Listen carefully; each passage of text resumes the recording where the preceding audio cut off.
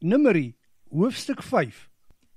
Die Here het verder vir Moses gesê, jy moet die Israeliete beveel om elke persoon wat 'n velsiekte soos melaatsheid het, of wat 'n onreëlmatige vloeiing het, of wat aan 'n lijk geraak het en sodoende onrein is, uit die kamp weg te stuur.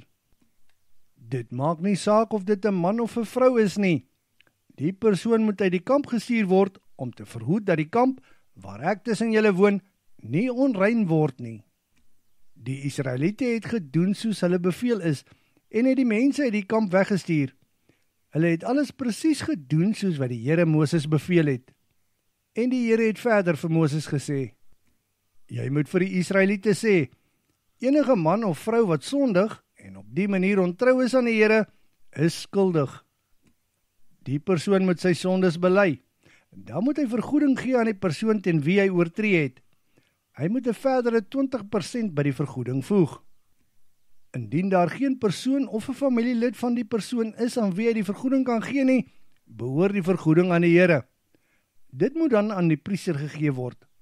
Hy moet ook 'n ram bring as versoeningsoffer en die priester moet dan vir hom versoening doen. Die heffingsoffer uit die heilige gawes wat die Israeliete vir die Here bring, behoort aan die priester. 'n Persoon se heilige gawes behoort aan homself, maar dit wat aan die priester gegee word, behoort aan hom.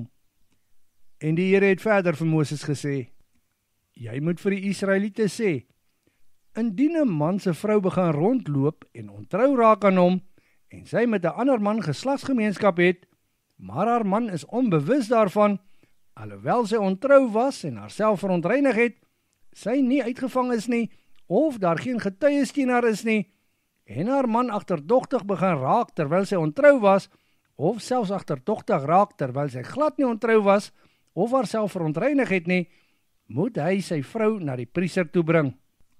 Die offer wat hy vir haar moet saambring is 'n tiende van 'n eva of ongeveer 2,2 liter garsmeel. Daar mag geen olyfolie opgegooi word nie en daar mag ook nie wierook bygevoeg word nie, want dit is 'n spysoffer vir agterdog. Dit is 'n gedenkoffer wat skuld in gedagtenis bring. Dan moet die priester haar bring in die teenwoordigheid van die Here.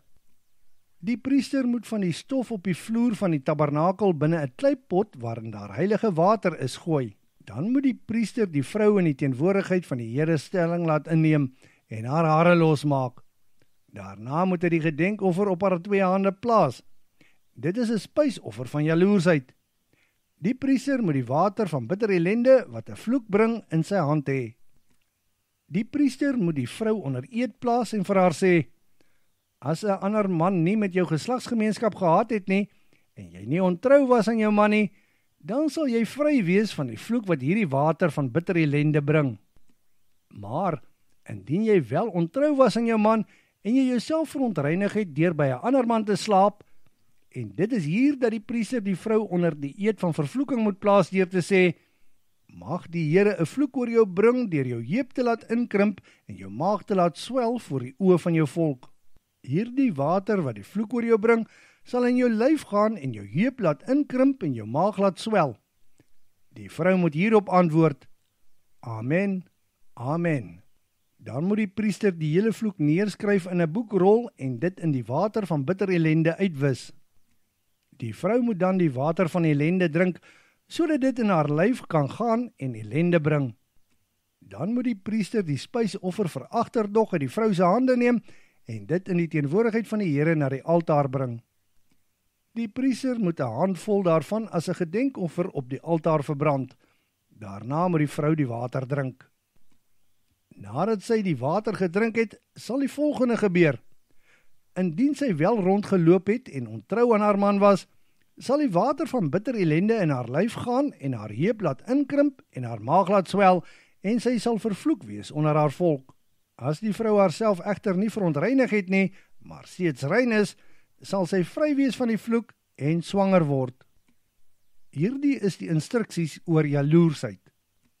Indien 'n vrou rondloop en ontrou is aan haar man en op die manier haarself verontreinig, of indien die man agterdogtig begin raak oor sy vrou, moet hy haar in die teenwoordigheid van die Here bring en die priester moet optree volgens hierdie instruksies.